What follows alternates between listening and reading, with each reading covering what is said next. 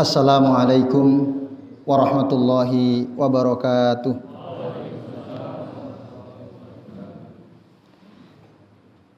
Innal hamdalillah nahmaduhu wa nasta'inuhu wa nastaghfiruh wa na'udzu billahi min syururi anfusina wa min sayyiati a'malina.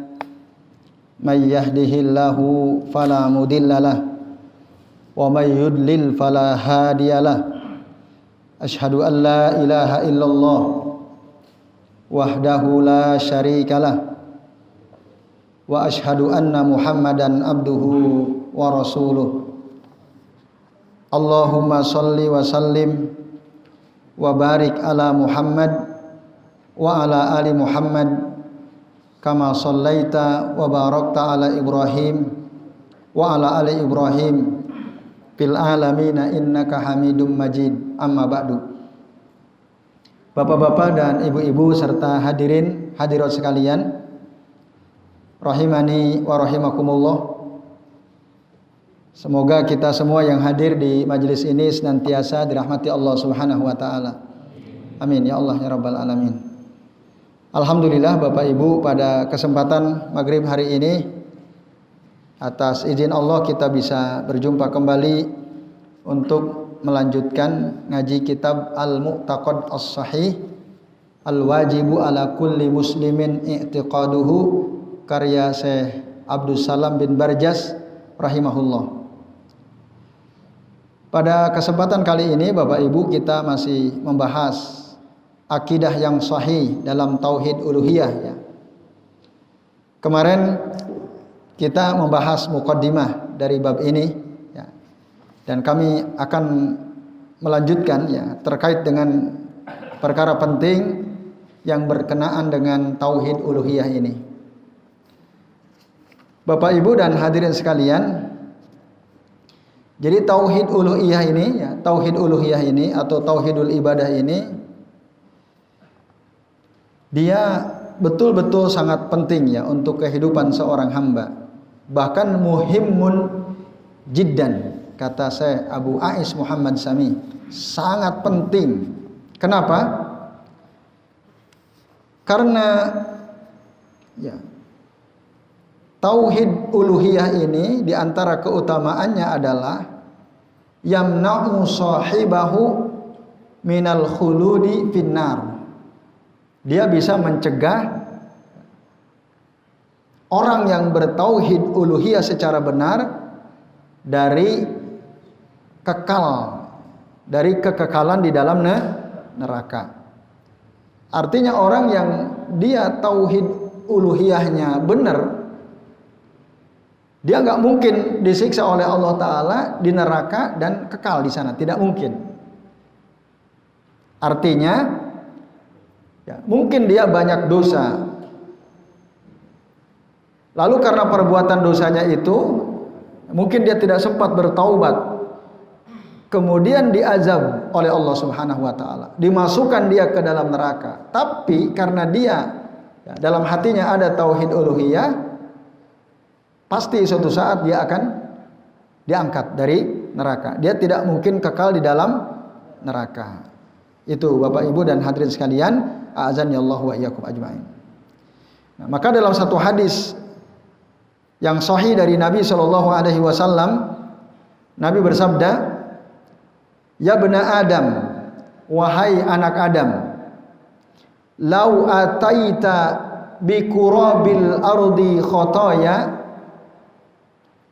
Seandainya engkau datang dengan membawa dosa sepenuh bumi, hampir memenuhi bumi, summa laqitani, kemudian engkau bertemu denganku, mati maksudnya, la tusrik bi syai'an, dan kamu tidak mensekutukan aku dengan apapun, artinya benar tauhid uluhiyahnya, maka apa kata Allah? La ataituka bi qurabiha magfirah. Maka pasti aku akan datang memberikan kepadamu ampunan sebanyak dosamu itu yang memenuhi bumi tadi. Allah akan ampuni dosa-dosanya. Nah ini Bapak sekalian. Jadi kalau orang mati matinya di atas kalimat tauhid, matinya dia betul-betul bertauhid, maka dosa-dosanya diampuni oleh Allah Azza wa Jalla. Maka dalam satu riwayat yang lain dikatakan, man qala fi akhiri kalamihi la ilaha illallah wajabat lahul jannah. Barang siapa orang yang kata-kata terakhirnya yang keluar dari lisannya adalah la ilaha illallah, yang terucapkan oleh lisannya la ilaha illallah, maka dia wajib dapat surga. Itu kata Rasulullah SAW. Nah ini. Nah, maka orang yang mati di atas kalimat tauhid, dia pasti masuk surga. Nah, cuma tidak mudah. Ya. Tidak setiap orang mampu ketika syakaratul maut lisannya mengucapkan la ilaha illallah. Tidak setiap orang mampu. Dan itu sudah ada hasil surveinya, ditulis ya oleh seorang bin Rohis, pembina rohani Islam di rumah sakit di Jakarta. Lalu dia nulis artikel menceritakan pengalaman dia selama jadi bin Rohis di rumah sakit. Dari sekian banyak orang muslim yang meninggal dunia, ditalkin bahkan dituntun untuk mengucapkan kalimah la ilaha illallah, tidak bisa. Kebanyakan tidak bisa, mayoritas tidak bisa. Nah itu. Tapi kalau bisa, jaminannya surga. Nah ini penting tauhid uluhiyah. Jadi yang dimaksud tauhid di sini tauhid uluhiyah. La ilaha illallah, tiada Tuhan yang berhak disembah kecuali Allah. Nah, bapak-bapak dan ibu-ibu serta hadirin sekalian, jadi orang yang bertauhid ya, tauhid uluhiyah tadi, walaupun dia misalnya ada di antara mereka masuk neraka, suatu kali pasti dia akan diangkat dari neraka dan pasti dimasukkan ke dalam surga. Dia tidak mungkin kekal di neraka. Walaupun tentu saja kita tidak mau ya. Ada nggak yang mau masuk surga tapi nyicipin neraka dulu? Ada? Enggak ya, nggak akan kuat kita. Tidak akan kuat Bapak Ibu. Semoga kita termasuk hamba-hamba Allah yang masuk surga tanpa dihisab dan diazab. Amin ya rabbal alamin. Nah, jadi Bapak Ibu dan hadirin sekalian, oleh karenanya kata Syekh Abu Ais Muhammad Sami hafizahullah ta'ala dalam kitab At-Ta'liq Al-Malih ala Al-Mu'taqad As-Sahih, beliau mengatakan orang yang bertauhid lalu dia mati ya, sementara dia banyak berbuat maksiat, itu ada 3 kemungkinan. Ada 3 kemungkinan.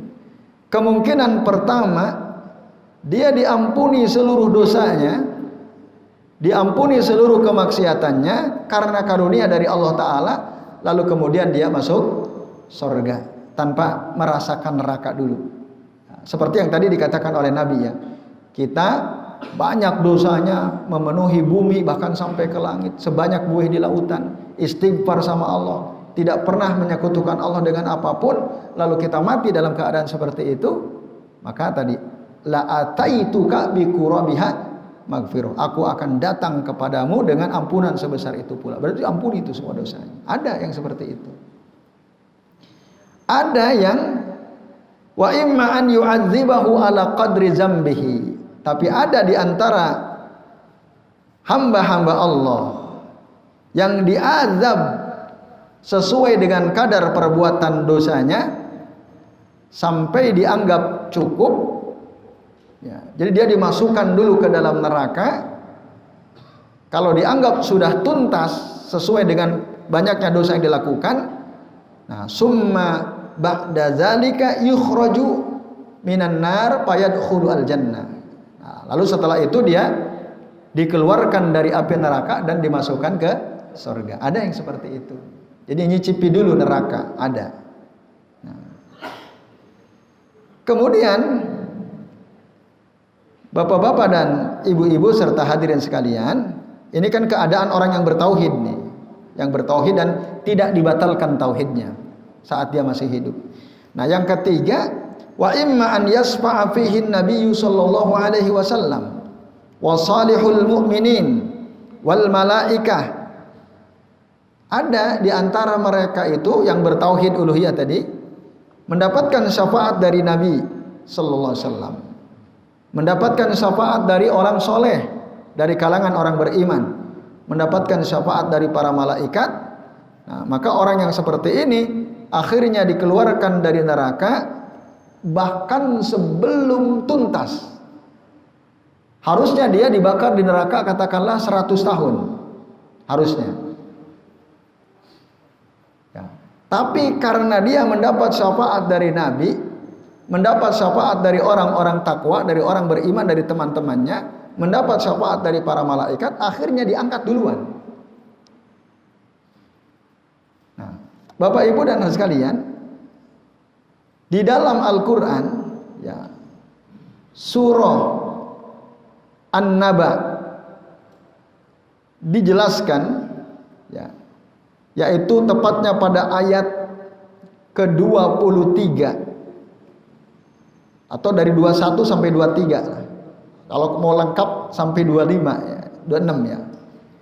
Allah Subhanahu wa taala berfirman, "Inna jahannama kanat mirsada." Sesungguhnya neraka jahanam itu senantiasa diawasi. Lit-tagina ma'aba. Tempat kembalinya orang-orang yang banyak berbuat dosa, melampaui batas. Lit-tagina ma'aba. Labisina fiha ahqaba. Mereka orang-orang togin ini, banyak berbuat dosa ini, akan tinggal di dalam neraka ahqaba. Ahqab itu jamak dari kata haqab. Kalau Bapak Ibu baca dalam tafsir Aisyarut Tafasir, Syekh Abu Bakar Jabir Al-Jazairi menerangkan ahqab jam'un min haqab, itu jamak dari kata haqab. Satu haqab itu lamanya samanuna sana, 80 tahun. Nah, itu seminim-minimnya orang disiksa di dalam neraka. Jadi paling cepat itu hakom, satu hakom. Tadi dalam surah An-Naba, labisina fiha ahqaba, mereka akan tinggal di dalam neraka itu berhakom-hakom. Nggak tahu 80 kali berapa, satu hakom aja 80 tahun. Bayangkan. Maka dari situ kita bisa ambil kesimpulan, seminim-minimnya orang disiksa di dalam neraka itu satu hakom. Satu hakom sama dengan samanuna sana, 80 tahun. La yazukuna fiha bardau wala syaraba. Di dalam neraka itu mereka tidak pernah bisa merasakan barda, dingin. Ada yang mengatakan barda itu ya tidak bisa tidur. Kata barda. Nah, ini bisa lihat ya. Nah, contoh dalam tafsir Al-Jalalain, kata barda beliau mengatakan nauma. Jadi la yazukuna fiha barda maknanya nauma wala syaroba. Jadi orang-orang yang tinggal di neraka itu tidak pernah bisa merasakan istirahat tidur, nggak bisa tidur. Dan tidak pernah bisa minum. Udah nggak bisa tidur, nggak bisa minum. Nah, itu Bapak-bapak dan hadirin sekalian, a'adzani Allah wa iyyakum ajmain. Illa kecuali hamimau wa ghassaqo. Kecuali kalau dikasih minum, minumnya itu air yang sangat panas, yang apabila diminum langsung meledak ususnya. Hamima wa ghassaqo. Apa ghassaqo? Kecuali atau air nanah yang berbau busuk dari borok-borok penduduk neraka itu. Itulah minuman orang yang tinggal di neraka. illa hamimau wa ghassaqo jazaa'u wifaqo, sebagai balasan yang pantas untuk mereka. Itu. Nah, tadi di dalam surah An-Naba ayat ke-23 ada kata ahqaba. Nah, maka golongan ketiga tadi, ada orang sebenarnya dia harus minimal tinggal di neraka 80 tahun. Tapi karena mendapat syafaat dari Nabi, mendapat syafaat dari teman-temannya yang sering hadir ke majelis ilmu bareng-bareng gitu ya, orang-orang takwa, dicari-cari ya. Itu ada dalam Al-Quran ya, Bapak Ibu dan hadirin sekalian. Nah, Allah menceritakan nanti emang teman-teman itu bisa dalam surah Az-Zuhruf ayat 67. Al-akhillau yauma idzin ba'duhum li ba'din aduwwun illal muttaqin.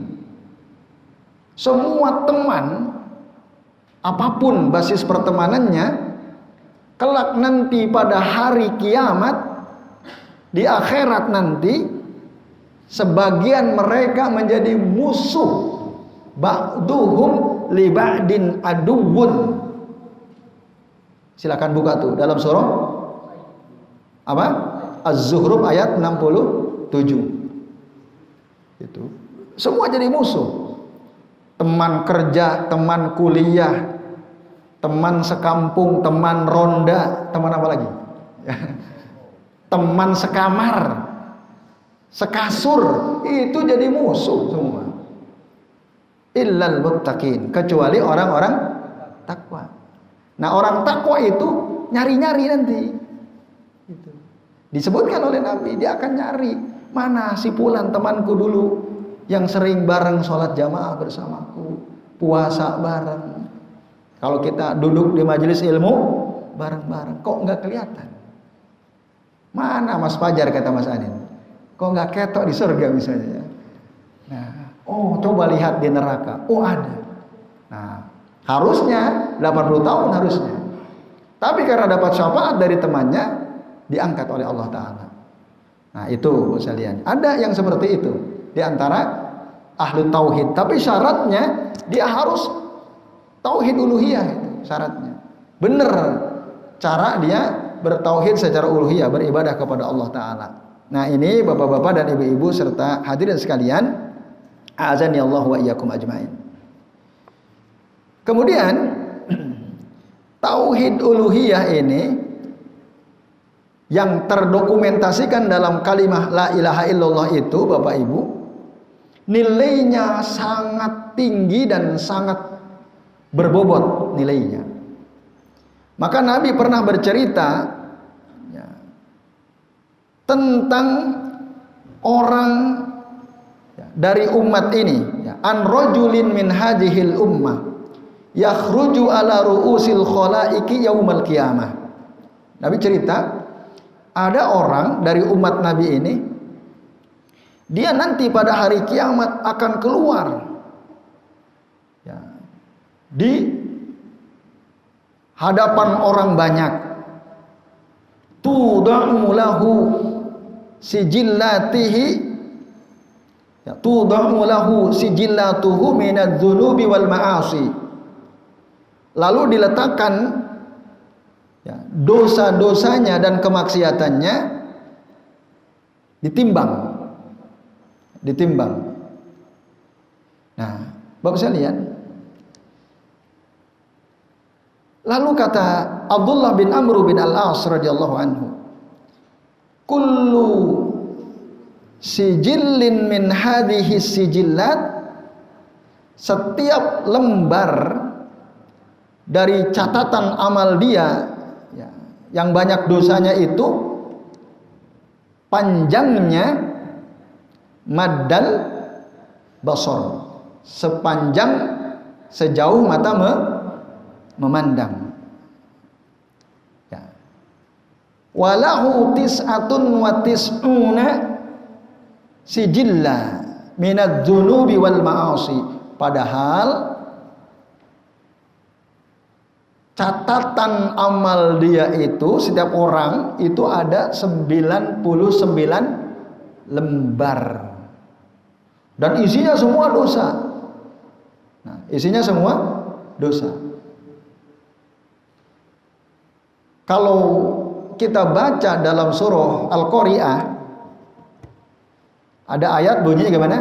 Fa amman thaqulat mawazinuhu fahuwa fi 'ishatir radiyah wa amman khaffat mawazinuhu fa ummuhu hawiyah wa ma adraka ma hiya narun hamiyah. Pertama Allah cerita tentang adapun orang yang timbangan amal solehnya itu lebih berat, maka baginya kehidupan yang menyenangkan, memuaskan, yaitu surga. Sedangkan orang yang timbangan amalnya itu lebih ringan, khaffat mawazinuhu, mana tempatnya? Fa ummuhu hawiyah, tempatnya di neraka hawiyah. Kenapa disebut neraka hawiyah? Menurut penjelasan sebagian mufassir, karena ketika dia jatuh ke dalam neraka itu, ya, terjatuh kepalanya duluan. Bapak Ibu, kalau kita jatuh kaki duluan, kepala duluan, sakit mana kira-kira?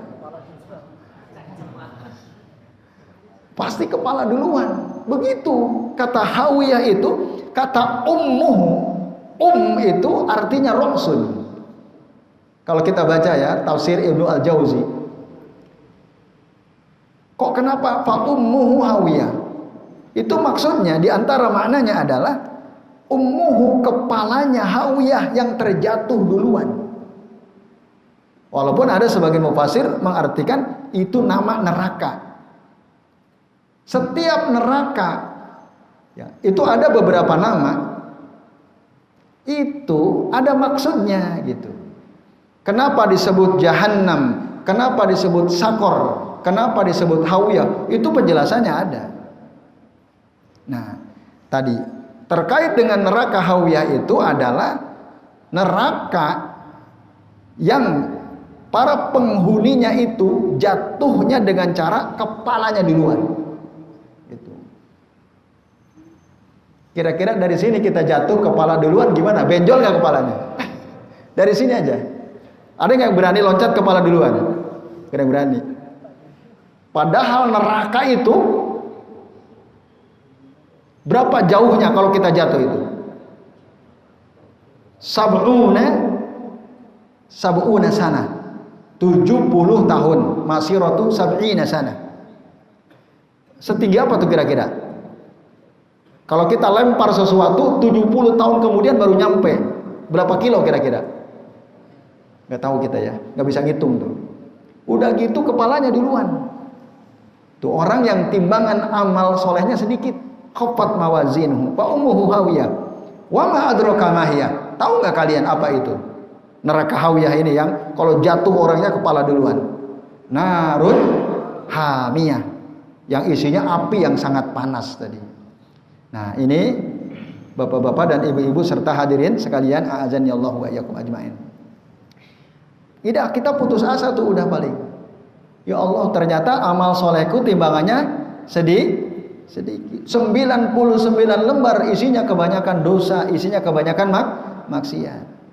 Tapi, Nabi mengatakan, wa ma'adzalika min tamami adlillahi tabaraka wa ta'ala ya'muru hadzal 'abda an yanzura fi hadhihi sijillat. Tapi bersamaan dengan itu ada keadilan Allah Subhanahu wa taala yang sempurna untuk para hambanya. Nah, lalu si hamba itu disuruh oleh Allah untuk melihat lembaran lain. Nah, atau lembaran-lembaran itu disuruh untuk dilihat. Tadi dosa-dosa dia kan.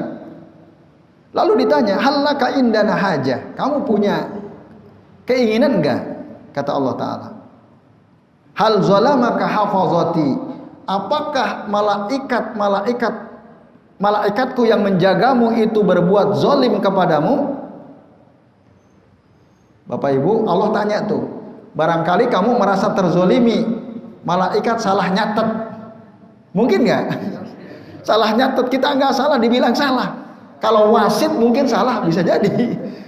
Wasit Piala Dunia pun salah mungkin saja.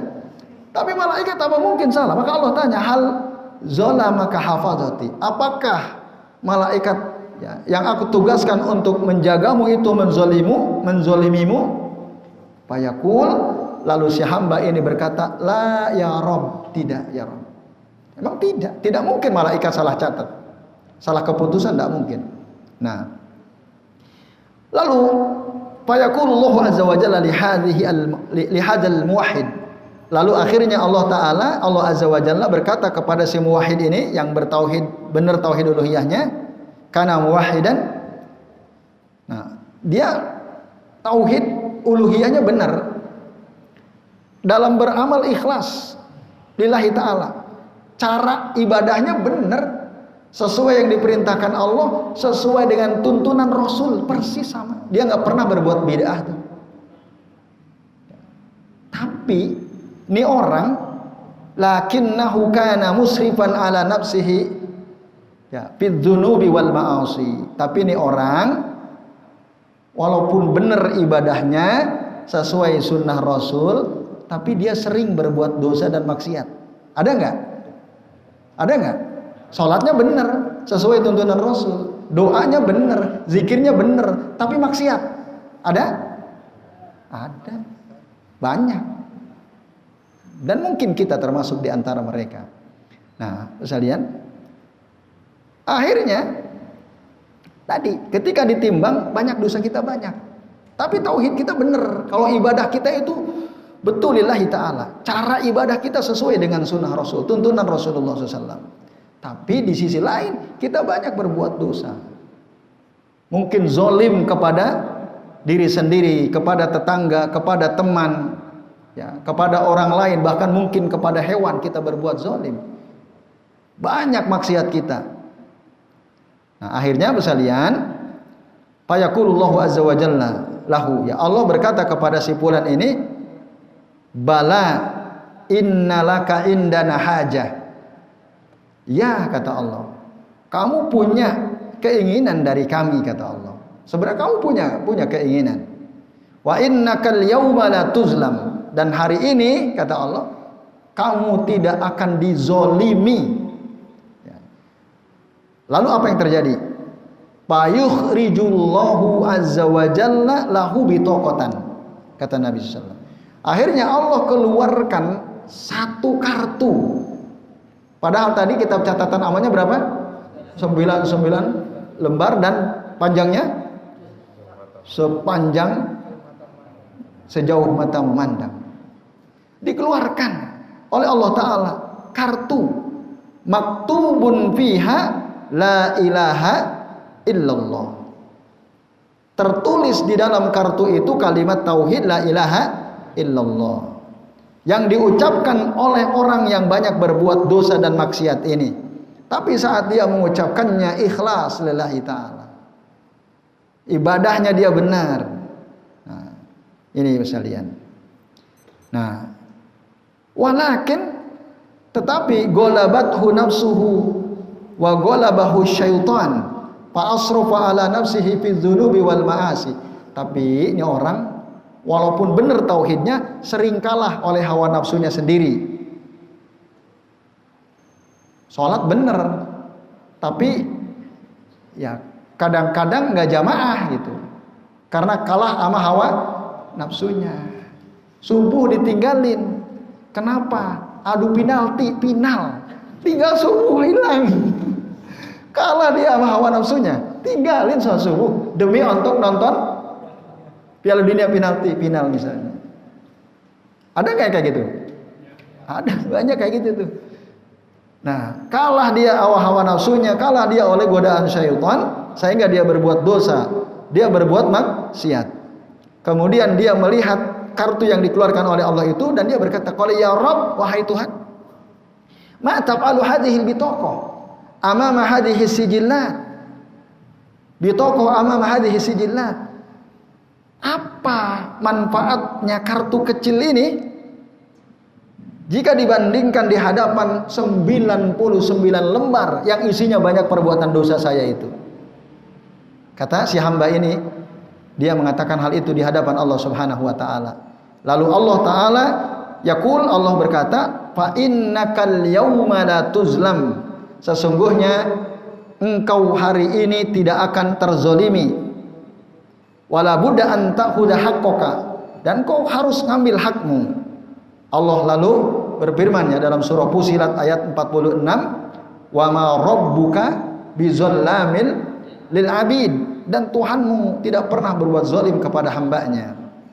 Akhirnya Bapak Ibu, fatuda'u hadhil bitaqatu fi kiffatin min kiffatai al-mizan. Kartu ini akhirnya, tadi kan ada timbangan ya. 99 lembar ini ditaruh berat yang amalan buruknya itu. Lalu timbangan satunya lagi diletakkanlah bitaqah itu, bitaqah tauhid tadi diletakkan di situ. Ya. Apa yang terjadi? Wa turakkihu bihinna la ilaha illallah. Akhirnya timbangan itu lebih berat ke kartu yang di situ ada tulisan la ilaha illallah.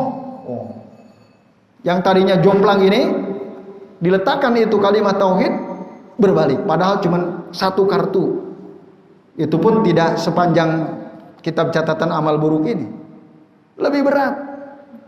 Akhirnya yang terjadi apa? Fayadkhulu hadzal abdu al jannata, dia akhirnya masuk surga. Wa kullu hadza bisababima, ini semua terjadi karena apa? Bisababi kalimatit tauhid, karena sebab dia ikhlas mengucapkan kalimat tauhid, sekaligus dia paham konsekuensi dari kalimat tauhid tersebut. Nah ini sekalian. Di sisi lain, ada orang banyak berbuat kebaikan, dermawan, suka menolong orang, namanya Abdullah bin Jad'an atau Abdullah bin Jud'an. Termasuk nanti Hatim At-Ta'i, bapaknya Adi bin Hatim, itu namanya Hatim At-Ta'i. Itu sama seperti Abdullah bin Jud'an. Mereka ini orang kafir tapi baik, dermawan, sering menolong orang. Lalu Aisyah radhiyallahu anha bertanya kepada Nabi, bagaimana dengan mereka ini yang sangat dermawan, ya, memuliakan tamu, yakri ad-dhayfa wa yafukul ani, membebaskan budak, wa yasilur rahima, suka menyambung tali silaturahim, wa yusinul jiwar, baik sama tetangga. Ya, dipuji karena kebaikannya. Fahal yanfa'uhu dzalik, apakah bermanfaat untuk si Abdullah bin Jud'an dan Hatim At-Ta'i ini? Dia ini orang kafir tapi kebaikannya nggak kalah, luar biasa. Apa kata Rasul? Rasul mengatakan, ya, nah, kata Rasul, lah, dia tidak bisa masuk surga. Kenapa? Ya karena dia tidak bertauhid, dia tidak beriman. Itu. Ini bisa lihat. Itu sebabnya innahu lam yakul yauman qattun Allahumma ighfirli yaumaddin. Karena dia tidak pernah mengucapkan ya Allah ampuni dosa-dosaku pada hari pembalasan nanti. Artinya maksudnya apa? Maksudnya dia ini kana abidan lil asnam. Dia ini orang musyrik, menyembah berhala. Kalau Adi bin Hatim At-Ta'i itu orang Nasrani. Bahkan Abu Thalib, bapaknya Ali, kebaikannya banyak nggak? Banyak banget tuh, nggak bisa dihitung. Dia membela mati-matian Rasulullah SAW, berkorban membantu Rasulullah SAW, menjaga keponakannya agar tidak diganggu oleh orang-orang kafir. Luar biasa. Tapi karena dia tidak mau mengucapkan kalimat la ilaha illallah, tauhid uluhiyahnya dia nggak ada, apa yang terjadi? Ada artinya nggak amal dia itu yang membela Nabi? Tidak ada. Masuk neraka dan kekal di dalam neraka. Nggak ada artinya. Adakah perbuatan yang lebih mulia daripada perbuatan membela Nabi? Nggak ada. Ini hebat, Abu Thalib hebat. Tapi tadi akhirnya dia masuk ke dalam neraka, khalidun mukhalladun finnar, kama akhbarana Nabi sallallahu alaihi wasallam, sebagaimana dikabarkan oleh Nabi kepada kita. Nah, inilah Bapak sekalian ya. Jadi tauhid uluhiyah itu sangat penting. Orang sebaik apapun kalau tauhid uluhiyahnya nggak benar, sia-sia. Maka perbaiki tauhid uluhiyah kita. Jadi saya kira sementara ini, nanti insya Allah kita akan lanjutkan supaya ada waktu untuk tanya jawab, barangkali ada di antara Bapak Ibu. 1, 2, 3, 4. Jadi mulai dari antum. Kang Jin. Waalaikumsalam warahmatullahi wabarakatuh. Ada 2 pertanyaan Ustaz. Ya. Yang satu perihal talqin atau membimbing orang ketika sakaratul maut. Ya. Talqin. Yang kedua adalah tentang sholat jenazah. Yang pertama, apakah ketika kita mentalqin orang yang sedang sakaratul maut itu secara terus-menerus atau dijeda Ustaz? Ya. Nah, yang kedua, 2 hari yang lalu saya menyolatkan jenazah dan bermakmum. Dan si fulan ini menjadi imam dan mayitnya itu adalah seorang laki-laki. Yang saya tahu dan memang itu sudah imamnya itu tidak tepat posisinya di lurus dengan kepala Ustaz.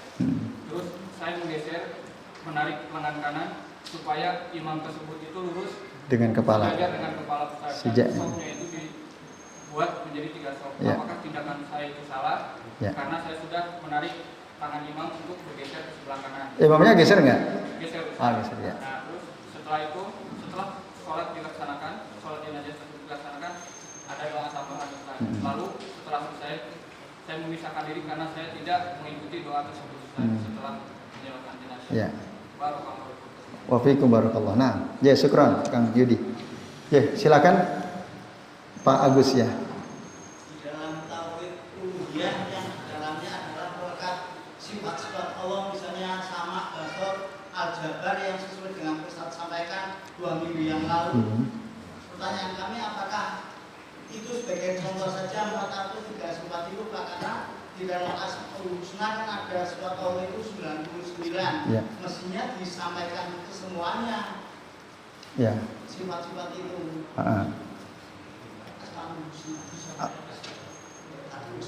Oke, ya. Terus yang kedua, pengakuan akrab itu kan bisa memberikan syafaat, Pak. Padahal dalam ceramah-ceramah Ustaz itu disampaikan bahwa yang memberikan syafaat itu hanya Rasulullah, Pak. Misalnya Ibrahim itu tidak bisa, Pak. Terima kasih. Iya.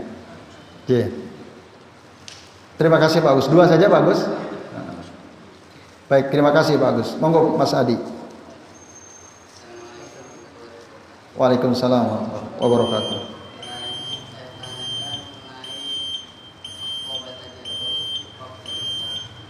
Hakom.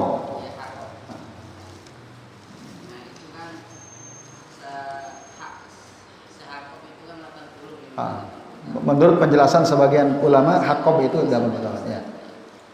Apakah dari hakom itu yang 80 tahun itu setiap 1 harinya itu sama seperti yang di surat As-Sajdah. Ya. Apakah sama dengan seperti itu? Ya, 1 harinya gitu ya. Ya. Oke, makasih Mas Adi. Monggo Pak Jazin. Waalaikumsalam warahmatullahi wabarakatuh.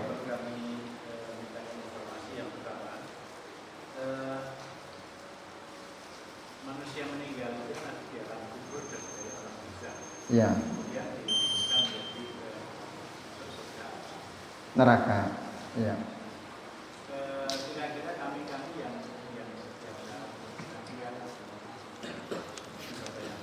apa perbuatan kita apakah ada dewa yang menyatakan Apa ya? Maaf pelan-pelan. alam Ya, di alam barzah. Kita yang sudah meninggal. Ya.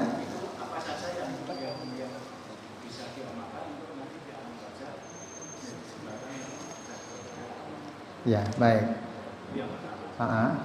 Yang kedua, maaf, perwajiban yang kemarin.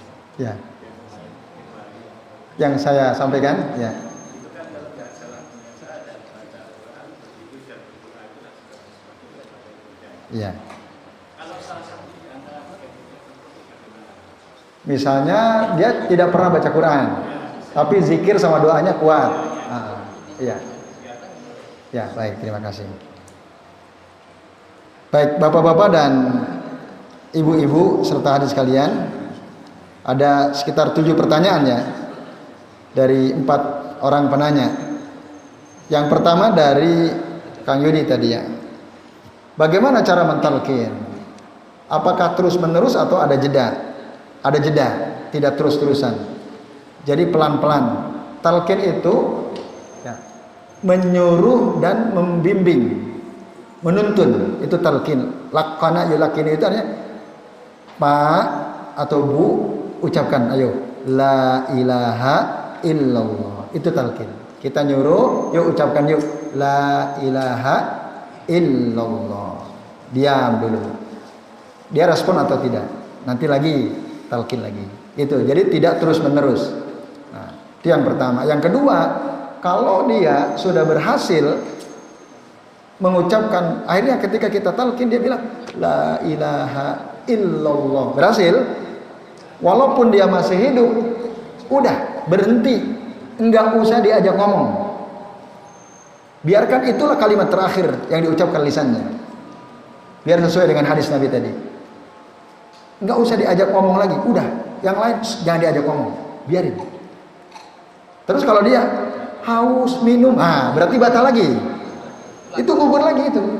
Berarti kalimat terakhir kan haus mau minum, baru talqin lagi. Itu caranya. Kalau sudah berhasil, diam. Kalau perlu jangan ada yang ngajak ngomong, supaya biar itu kalimat terakhir. Lalu kalau dia ngomong sendiri, nah berarti kan gagal lagi tuh. Kalimat terakhirnya kan bukan itu, baru talqin lagi. Itu caranya. Yang kedua, tindakan antum sangat tepat, betul. Ketika kita melihat ada kesalahan, perbaiki, rubah supaya benar. Maka perbuatan antum sangat baik ya. Apalagi kalau dia merespon positifnya. Cuman mungkin saja karena dia nggak tahu ilmunya, ditarik dia marah-marah. Ini siapa mau menarik nih, ini aja kan. Nah, tapi alhamdulillah orang yang antum tarik paham dia. Nah, itu udah benar. Nah, itu. Jadi udah benar apa yang antum lakukan karena antum melihat satu kekeliruan, lalu antum perbaiki dengan tangan antum tarik. Itu sudah baik. Yang terakhir, Bapak Ibu dan hadirin sekalian, kalau kita sholat jenazah apa yang kita baca? Al-Fatihah, sholawat, doa untuk mayit. Setelah selesai sholat jenazah, apa yang dibaca? Yang dibaca apa? Kan sama aja. Ngapain dibaca lagi? Selain itu juga karena nggak ada contoh gitu. Nggak ada contohnya Rasulullah SAW setelah selesai sholat jenazah angkat tangan berdoa lagi. Cari dalilnya. Nggak ada. Dan sebaik-baik doa ya dalam sholat itu. Jadi nggak perlu lagi berdoa. Kalau ingin mantep ya dalam sholat. Doa untuk jenazah itu banyak. Ya, kalau kita ingin mantep tambah silakan di dalam sholat. Gitu. Nah itu. Jadi yang sesuai sunnah sholat jenazah itu kalau sudah salam ya sudah. Gitu. Jadi itu. Maka antum keluar, ya itu sudah sesuai. Ya. Wallahu a'lam bishawab. Itu yang kami pahami. Ya. Yang ketiga, tauhid asma wa sifat. Kemarin kita singgung hanya sebagian saja bagus ya. Nah, tauhid asma wa sifat dan tauhid uluhiyah beda Pak Agus. Ya, tauhid uluhiyah itu tauhid at-talabi, al-qasdi, al-iradi. Ya. Tauhid yang memang kita dituntut ya. Dan kita harus niatkan hanya untuk Allah. Kalau tauhid asma wa sifat itu namanya tauhid al-ma'rifah wal isbat ya. Tauhid yang merupakan ilmu pengetahuan supaya kita tahu bahwa nama-nama Allah itu ini, lalu kita menetapkannya. Oh, bahwa Allah itu Maha mendengar, Allah Maha melihat, Allah Maha perkasa dan seterusnya. Jadi berbeda tauhid uluhiyah dengan tauhid asma wa sifat. Lah kenapa nggak dibahas semuanya gitu ya? Nah, ada kitab khusus yang membahas tentang Asmaul Husna. Kalau kita ingin bahas semua, nanti kita bisa pelajari misalnya tafsir Asmaul Husna. Ini kan hanya secara global saja. Oh, ada tauhid asma wa sifat. Sehingga nah, itu sebagai contoh sudah cukup bagaimana cara kita bertauhid secara asma wa sifat. Yaitu Pak Agus, itu sebabnya kenapa nggak disebut semua 99. Nanti insya Allah kalau mau kita ngaji kitab itu ya, tafsir dari Asmaul Husna dan penjelasannya. Kemudian yang kedua dari Pak Agus, syafaat. Betul sekali, kami ceritakan bahwa kelak nanti pada hari kiamat orang datang ke Nabi Adam, ke Nabi Nuh, ke Nabi Ibrahim, ke Nabi Musa, ke Nabi Isa. Itu gak ada yang bisa. Hanya Rasul saja yang bisa memberikan syafaat. Ini yang dimaksud syafaatul uzma. Jadi syafaat itu ada dua Pak Agus. Ada syafaatul uzma, ada syafaat as-sugro, syafaat kecil, syafaat besar. Nah, yang syafaatul uzma itu yang bisa memberikan hanya Nabi Muhammad saja atas izin dari Allah Subhanahu wa taala. Sementara syafaat sugro itu bisa sesama orang takwa, bisa anak yang meninggal sebelum balik bisa jadi syafaat untuk orang tuanya. Orang yang meninggal jihad di jalan Allah bisa memberikan syafaat kepada 70 orang dari min aqaribihi. Itu syafaat sugro Pak Agus ya. Bisa memberikan pertolongan tapi kecil gitu ya. Itu yang nggak bisa hanya syafaatul uzma. Yaitu Pak Agus. Wallahu a'lam bishawab. Kemudian Mas Adi, beda hari di akhirat itu tidak sama dengan hari di dunia. Nah, kalau kita baca keterangan dari sahabat ya, lamanya hari akhirat itu dibanding dengan hari dunia bukan 1000 tahun seperti yang diceritakan oleh Allah dalam surah As-Sajdah, tapi dalam surah Al-Ma'arij, ta'rujul malaikatu warruhu ilaihi fi yaumin kana miqdaruhu khamsina alfasana, 50.000 tahun. Ada sahabat waktu itu membaca surah Al-Mutaffifin, yauma yaqumun nasu li rabbil alamin, pada hari di mana orang-orang berdiri di hadapan Rabb Tuhan semesta alam, pelihara alam. Lalu beliau pingsan karena takutnya membayangkan hari kiamat ketika kita ada di hadapan Allah Ta'ala, dosa kita banyak. Lalu ketika ditanya, si Uman ditanya oleh orang-orang, kenapa kamu kok sampai pingsan? Karena aku pernah mendengar Rasul Sallallahu Alaihi Wasallam, setiap orang nanti akan tenggelam dalam keringatnya sendiri. Karena tudna syamsu ilal ardi qadra milin aw milain. Karena matahari mendekatkan ke bumi kira-kira 1 mil atau 2 mil.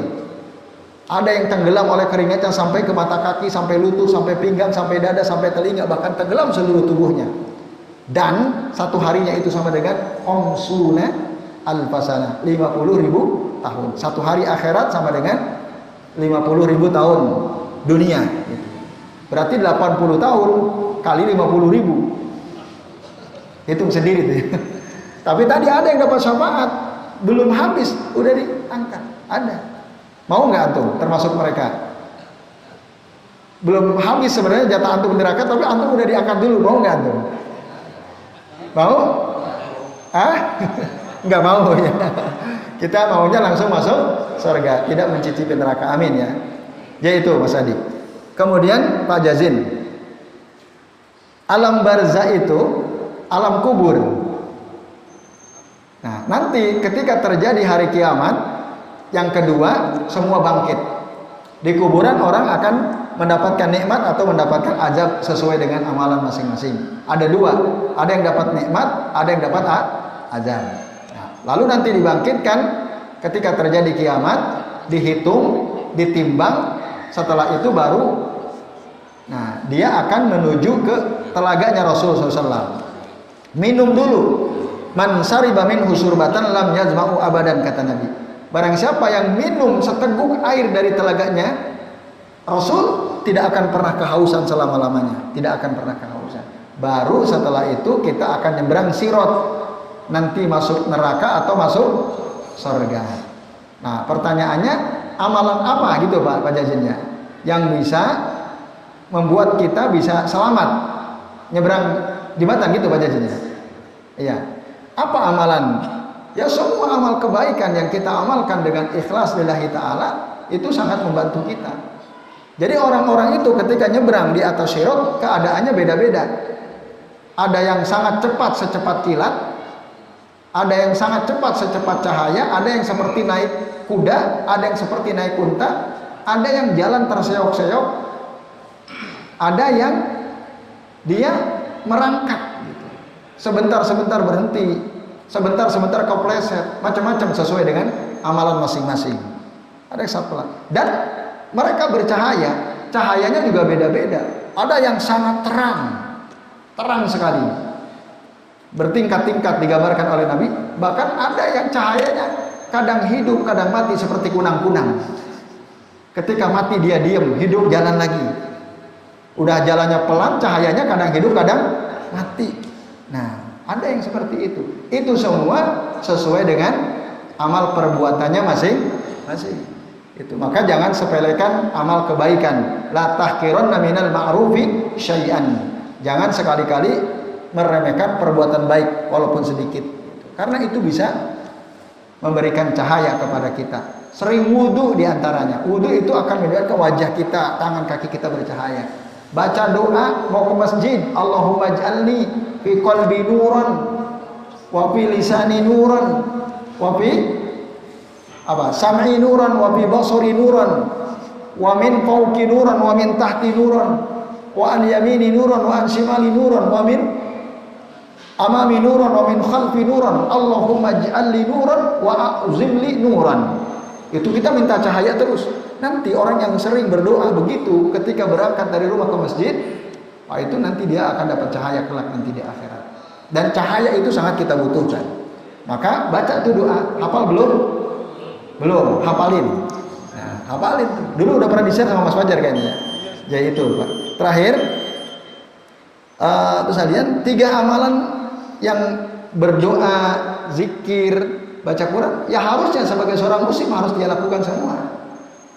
Kalau dia ninggalin doa, apa kemarin diterangkan? Berarti dia sombong. Allah marah. Kalau dia tidak pernah zikir sama Allah, hatinya keras. Taksu, yaksu, qalbuhu, keras. Orang yang hatinya keras, bacaan Qur'annya tidak akan berpengaruh kepada hatinya. Maka baca Quran harus, zikir harus.